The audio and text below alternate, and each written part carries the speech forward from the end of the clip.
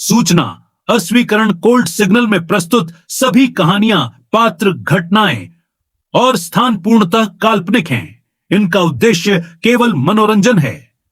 किसी भी जीवित अथवा मृत व्यक्ति, वास्तविक घटना या स्थान से इनकी समानता पूर्णतः संयोगवश है।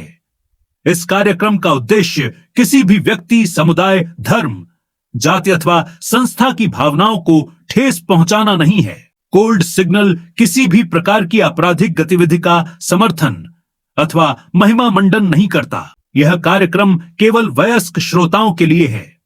संवेदनशील विषयों को देखते हुए श्रोताओं से विवेकपूर्ण निर्णय लेने का अनुरोध किया जाता है।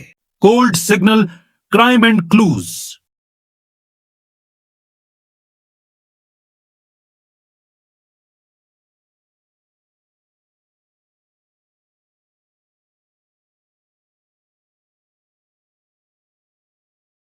नमस्कार, मैं हूं अर्जुन श्रीवास्तव और आप सुन रहे हैं कोल्ड सिग्नल सीजन 1 एपिसोड 2। आज की कहानी एक ऐसी रात की है जब एक चोर सिर्फ माल चुराने गया था, लेकिन वो वहां से कुछ और लेकर आया। एक राज, एक खून और एक ऐसा सच जो उसने कभी जानना नहीं चाहा था। बैठ जाइए, ध्यान से सुनिए। एपिसोड 2, खून का हिसाब।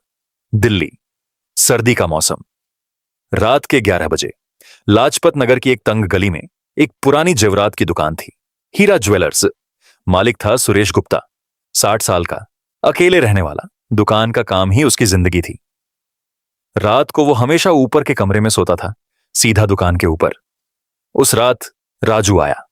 राजू 32 साल का, छोटा मोटा चोर, शहर की गलियों में पला हुआ।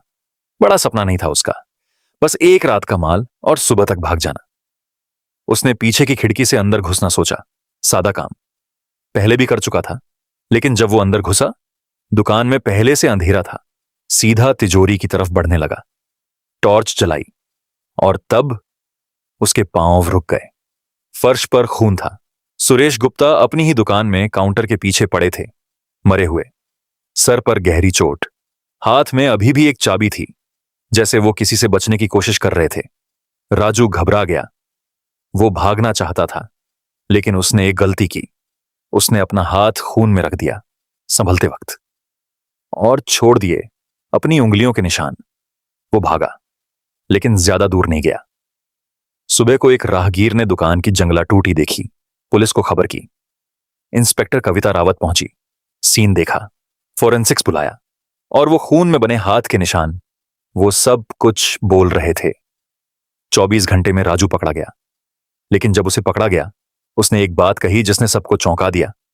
उसने कहा, मैंने नहीं मारा, वो पहले से मरा हुआ था। और सच में फोरेंसिक्स की रिपोर्ट ने भी यही बताया।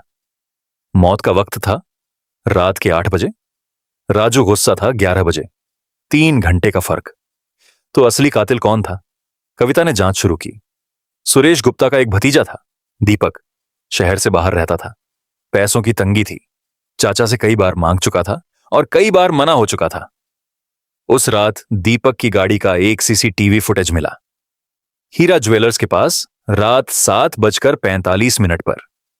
दीपक ने पहले इनकार किया, फिर टूट गया। उसने बताया वो पैसे मांगने आया था। चाचा ने फिर से मना किया।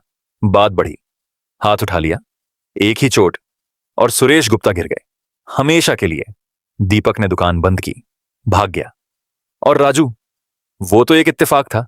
गलत वक्त पर गलत जगह, दोनों पकड़े गए। दोनों के खिलाफ मुकदमा चला। दीपक को खून का दोषी माना गया, राजू को चोरी की कोशिश का। न्याय हुआ, लेकिन सुरेश गुप्ता, वो लौट के नहीं आए। यह थी कोल्ड सिग्नल की दूसरी कहानी, खून का हिसाब। कभी कभी एक चोर एक राज का गवाह बन जाता है, और कभी कभी अपने ही खून के रिश्ते सबसे बड़े दुश्मन निकलते हैं। मैं हूं अर्जुन श्रीवास्तव। अगर यह कहानी आपको पसंद आई तो अभी सब्सक्राइब करें क्राइम एंड क्लूज को।